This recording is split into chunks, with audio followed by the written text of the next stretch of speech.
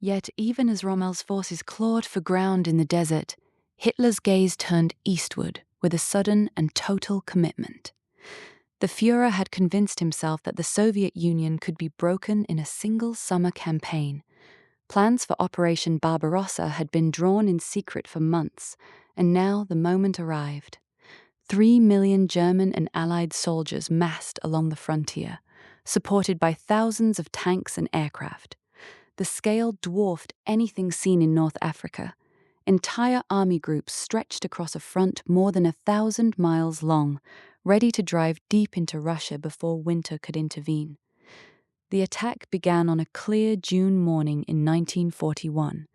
Panzer columns punched through Soviet lines with terrifying speed, encircling hundreds of thousands of Red Army troops in the first weeks.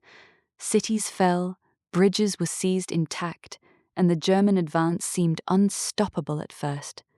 Yet the vast Russian landscape swallowed supplies as quickly as they could be brought forward. Roads turned to mud with the first autumn rains, and distances grew longer with every mile gained. The Soviet defenders, though bloodied, began to trade space for time, burning crops and factories behind them as they withdrew. By late autumn, the momentum had already begun to shift. German soldiers found themselves fighting in summer uniforms against temperatures that dropped far below freezing. Supply lines stretched to the breaking point, and the Red Army, regrouping around Moscow, launched fierce counterattacks. The dream of a quick victory evaporated in the snow. Hitler refused to allow retreat, ordering his armies to hold every inch of ground. The cost mounted daily in frostbite, starvation, and lost equipment. Yet the front refused to collapse. While Europe reeled from this Eastern War, Japan moved in the Pacific with equal suddenness.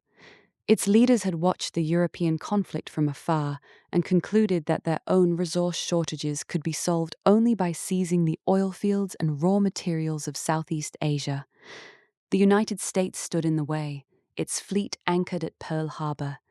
In a single morning of coordinated strikes, Japanese aircraft crippled that fleet and declared war on both America and Britain. The Pacific Ocean, once a buffer, became a new theater of global scale almost overnight. Japanese forces poured into the Philippines, Malaya, and the Dutch East Indies with startling efficiency.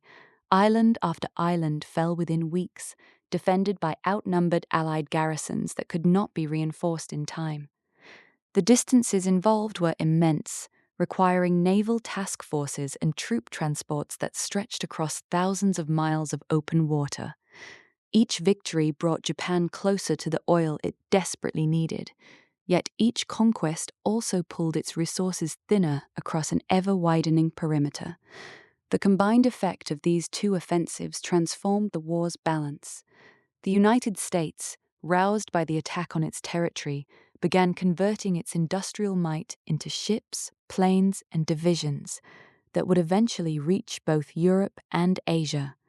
In the Soviet Union, the Red Army continued to absorb staggering losses while learning to fight more effectively.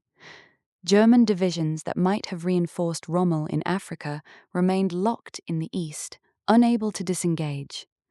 The Desert Campaign, once the focus of Axis hopes, now competed for attention against fronts that dwarfed it in men and materiel.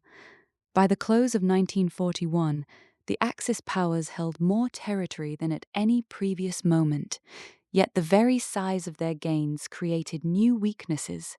Supply lines grew fragile, enemies multiplied, and the initiative that had seemed so certain in the summer slowly slipped away.